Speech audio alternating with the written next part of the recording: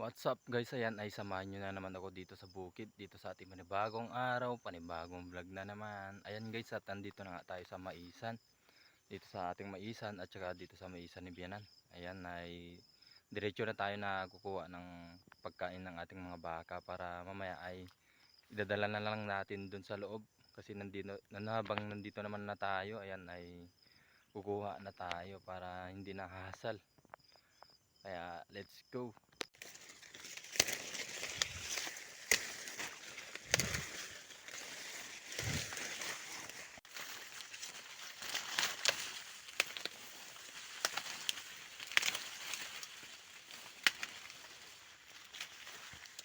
At nakakuha na nga tayo ng pagkain ng ating mga baka mga lods. Ayan, at ito na ay naitali na rin natin. At yung isa pa ay nandun para dun sa isang baka. Itong tinali natin ay para dun sa dalawang baka natin. Kaya ayan ay bibigay na natin.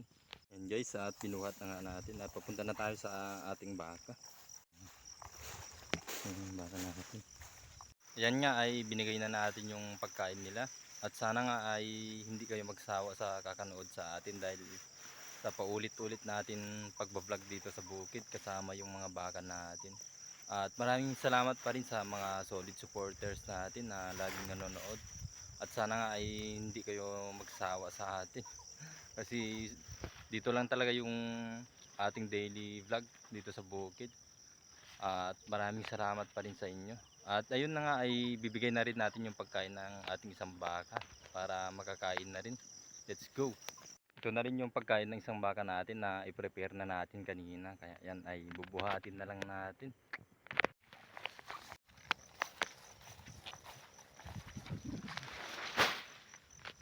Yan, at naibigay na rin natin yung pagkain niya. Ayan.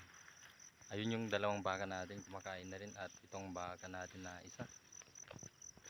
At dahil nga tapos na naman tayo sa pagpapakain sa ating mga baka, syempre sisimulan na naman natin yung pagtataraw dito sa may isa ni Bianan. Ayan.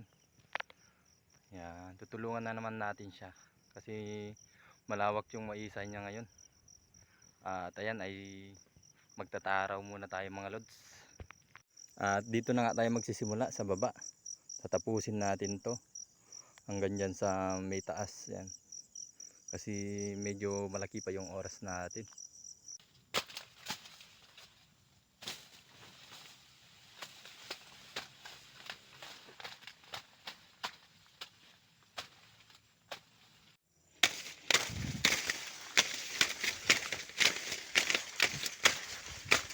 At hanggang dyan lang pala yung natapos natin mga lods dito sa may baba. Ayan. Di na nga tayo nakapunta dun sa taas kasi masukal to. Madaming damo kaya medyo natagalan tayo. Kaya goods na rin at may natapos. Ayan na nga ay uuwi na naman tayo kasi medyo alanganin na yung oras natin. Kaya maraming salamat na naman sa inyong panonood at saka sa inyong suporta. God bless po sa inyong lahat. Bye bye.